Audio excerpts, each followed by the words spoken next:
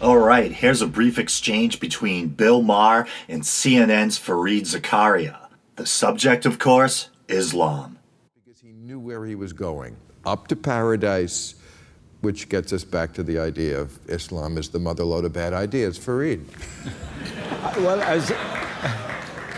as you know, Bill, I've written a lot about the problems in Islam. In fact, I wrote about them well before you were talking about it because I was focused on that stuff.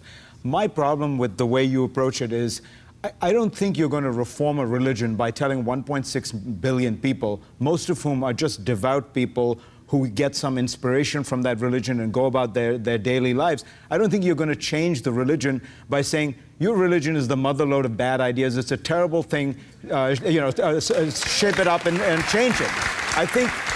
I think, frankly, you're going to make a lot of news for yourself, and you're going to get a lot of applause lines and joke lines out of it. But if you really want to change those people, if you want to change that religion, then what you have to do is push for reform, but also with some sense of respect for what the spiritual values that people take. I'm not a religious guy, but all I'm telling you is I know that world, and if you tell everybody, you suck, your religion sucks, clean it up, it's going to get their backs up against the wall.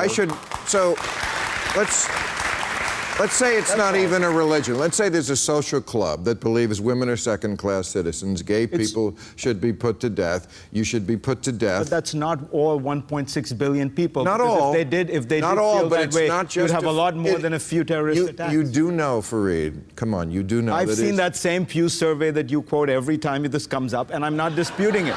I'm not disputing it.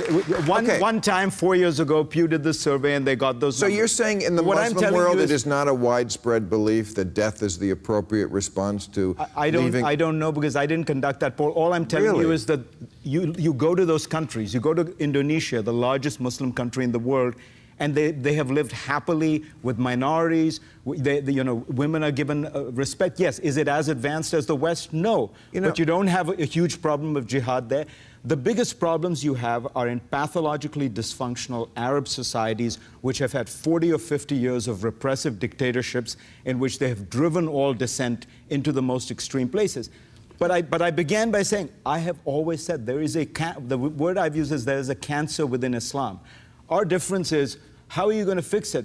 Do you really think you're persuading people with your... First of all, with honesty. You're not persuading people with what you're doing. You're getting applause lines in the West. It's totally different. That's insulting, that I'm doing this for applause lines. Well, I'm telling you, the reality is you're not changing those people. You're not changing an average Egyptian. Well, but let's think about, we started with Sarnev, right?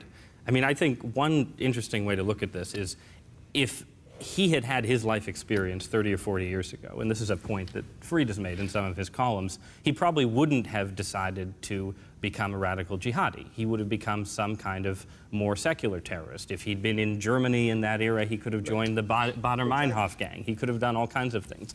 The reality is that in the West, with guys like the brothers, with the people who did the Charlie Hebdo killings in Paris and so on, radical Islam has become the one remaining alternative in a world where communism is dead, fascism is dead.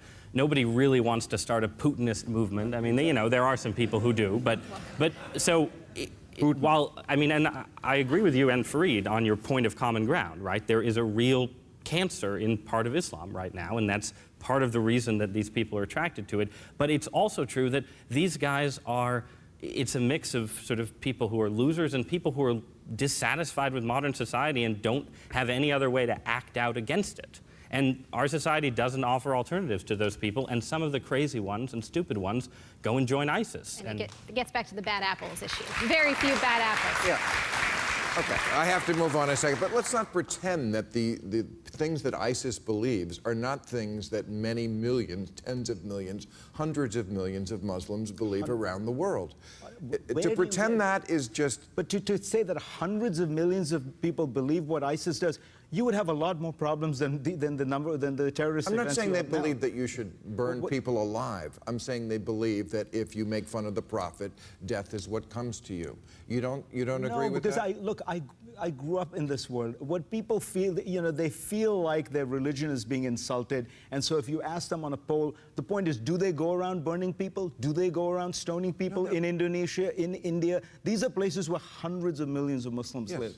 right? And all I'm saying is Well, you don't see that. And the people who do that, if they know that there are hundreds of millions of people who support that idea, no, I'm not myself going to kill Salman Rushdie, but I think it's a terrific idea if somebody does. You can't deny that those are fellow travelers. All I'm saying is that you don't have any operational reality there, which is those countries, those societies are not actually stoning people to death. Okay. Right? Okay, maybe not so brief. The other two people chiming in there were Roll Call's editor-in-chief, Christina Bellantoni, and columnist Russ Dowdat. So there was that incendiary phrase regarding Islam, the motherlode of bad ideas. The same phrase that Sam Harris originally used during the now infamous Ben Affleck, Bill Maher, Sam Harris real-time debacle. If you're a listener of the main show, then you're probably already well acquainted with my feelings on this matter. And the whole idea of these News Bites installments is to keep it brief. So argue amongst yourselves. All right, this has been a Week in Doubt News Bite. Thanks for listening.